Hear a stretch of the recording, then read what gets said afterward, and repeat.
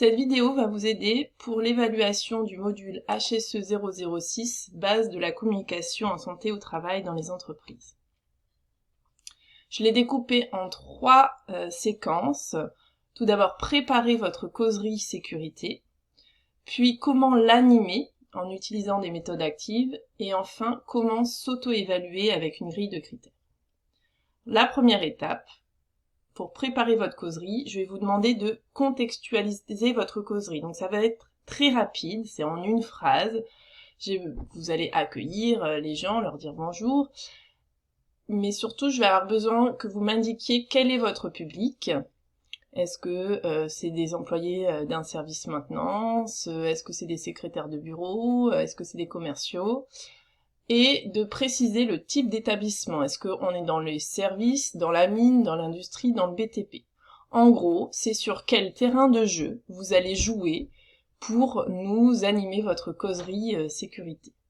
Donc, la phrase type, ça peut être « Bonjour à tous, vous êtes des employés d'un service de la maintenance d'une boulangerie. » Et ensuite, vous pouvez commencer votre quart d'heure. Il me faudra ensuite savoir quel est votre objectif. C'est vraiment une étape très très importante puisque ça va être vraiment votre intention. Qu'est-ce que vous voulez que vos collaborateurs soient capables de faire après la causerie? Donc il y a vraiment un besoin que vous avez identifié, que vous avez observé, qui manque dans l'entreprise, et qu'est-ce que vous allez attendre d'eux dans les postes qu'ils occupent. Donc par exemple, utiliser les 3 points d'appui à la montée et à la descente d'un engin. Si vous avez une problématique où les gens ne remontent pas les anomalies dans les registres d'observation, signalez toute anomalie via le registre d'observation, etc. Donc je vais vous aider à vous dire comment on définit un objectif, parce que c'est vraiment la base. Si vous vous trompez à cette étape, eh bien le quart d'heure va s'en ressentir. Donc il y a 2 critères très très importantes pour définir votre objectif. Le premier critère, l'objectif, il est formulé du point de vue de l'apprenant. Ça veut dire quoi? C'est qu'est-ce que le salarié sera capable de faire. Si je vous dis sensibiliser les salariés à la sécurité du nouvel engin, eh bien, on sera toujours pas à la fin du quart d'heure, qu'est-ce qu'ils devront faire les salariés? Ça sera vague. Par contre, si je vous dis les salariés seront capables de repérer les dangers du nouvel engin, eh bien, on sait, si on veut évaluer le salarié à l'issue de votre quart d'heure ou de votre causerie sécurité, on sait exactement quelles questions lui poser. Donc, tous les verbes comme comprendre, maîtriser, etc., c'est pas des verbes qui sont formulés du point de vue de l'apprenant, ils sont plutôt formulés de mon point de vue, moi, qu'est-ce que je veux transmettre. Et c'est pas ça le but. Nous, on veut qu'est-ce que la personne doit savoir faire ou quel comportement elle doit avoir à l'issue de ma causerie sécurité. Alors, je vais vous aider avec le deuxième critère. Il faut forcément utiliser un verbe d'action. Alors, on peut pas faire un quart d'heure sécurité, le risque manutention manuelle. Ben, c'est quoi? Qu'est-ce qu'on veut que les gens sachent faire à l'issue du quart d'heure? Est-ce que ce qu'on veut qu'ils sachent faire, c'est utiliser les diables adaptés au transport de certains produits? Est-ce que on veut qu'ils sachent manutentionner avec le dos droit, etc., etc. On n'a pas de précision. Je vous ai mis des exemples. Par exemple, comprendre le risque poussière. Bah, je sais pas. Qu'est-ce qu'ils vont savoir faire à la fin?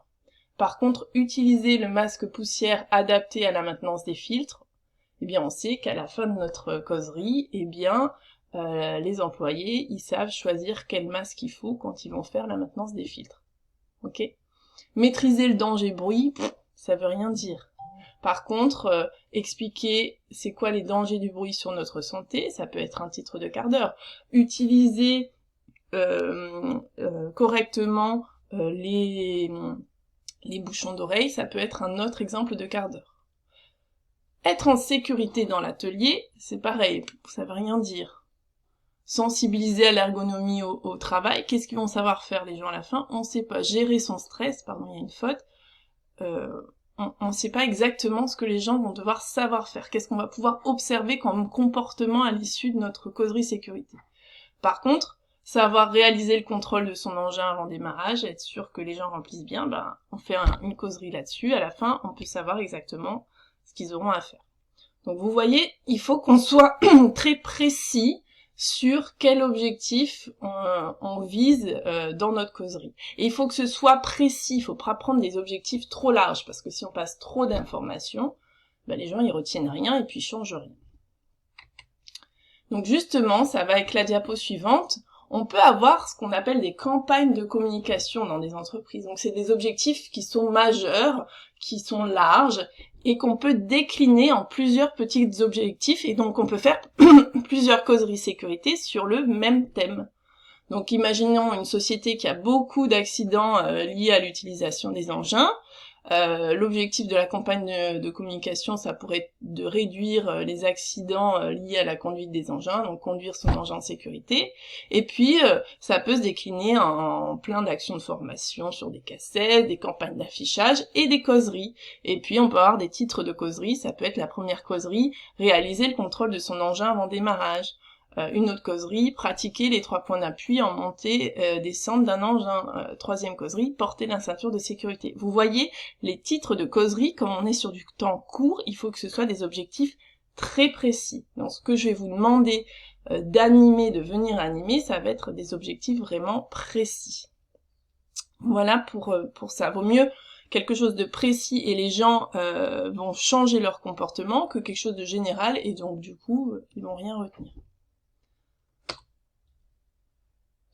Voilà pour la définition de l'objectif. Si vous voulez, vous pouvez m'envoyer l'objectif que vous avez choisi et je peux vous dire si je le trouve suffisamment précis ou trop large.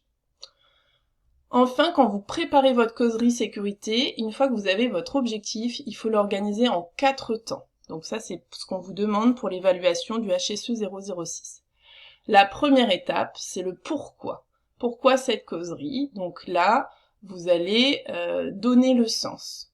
Pourquoi j'ai choisi de travailler sur cet objectif-là? Imaginons sur le port des protecteurs anti-bruit, c'est parce que à chaque fois que je vais dans l'atelier, j'observe qu'il y a des personnes qui les portent pas, ou j'ai des remarques du médecin du travail qui nous dit qu'il y a autant de pourcentage de gens qui sont atteints de surdité, qu'il faut veiller à ce risque. On a une nouvelle machine qui fait beaucoup plus de bruit. Il faut aller chercher le pourquoi vous allez traiter de ce thème pour motiver les gens. Ensuite, vous allez leur faire comprendre les règles, leur faire dire les règles, les compléter, les corriger si besoin. Donc ça, c'est la théorie. La deuxième étape, c'est le quoi. Donc là, on est plutôt dans l'abstrait. Ensuite, la troisième étape, vous allez leur dire comment on fait pour appliquer cette théorie. C'est le comment. Comment on fait pour porter les protecteurs les protecteurs anti-bruit de manière adaptée. Quelles sont les étapes à mettre en œuvre. Ok.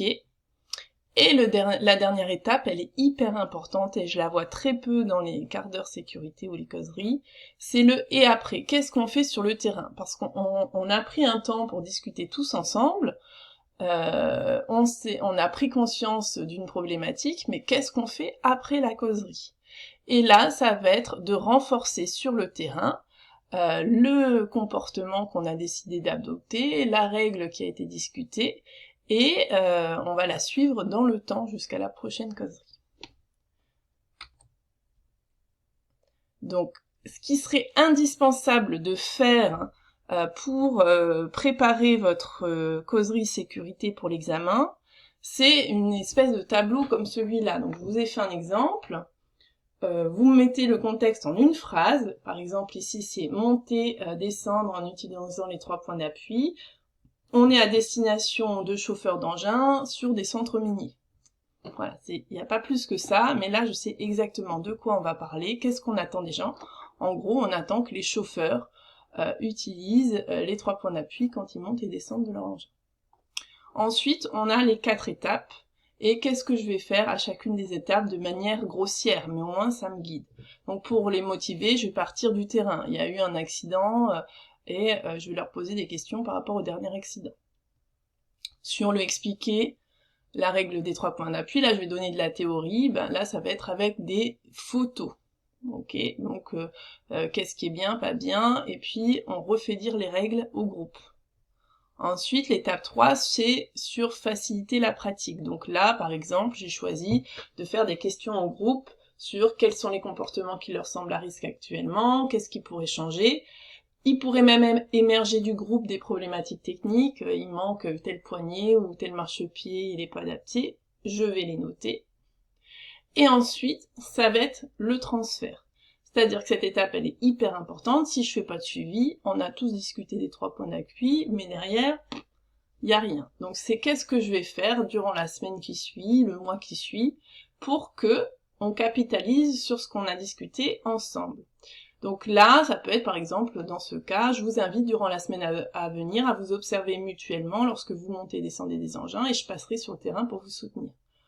Et puis, on refait un retour d'expérience la semaine prochaine. Donc, il se peut que je prenne des photos, ou que j'aille discuter avec les gens, ou que je fasse des audits sur ce sujet. Voilà pour un exemple de causerie. Donc, ce tableau, il faut que vous le fassiez. Si vous le faites pas, vous n'allez pas cibler votre objectif. Même moi, qui ai l'habitude de faire des quarts d'heure, de me préparer cette trame, ça me permet de savoir où je vais, et puis d'être pertinente et efficace face au groupe. Voilà pour cette première étape qui est la préparation de la causerie sécurité.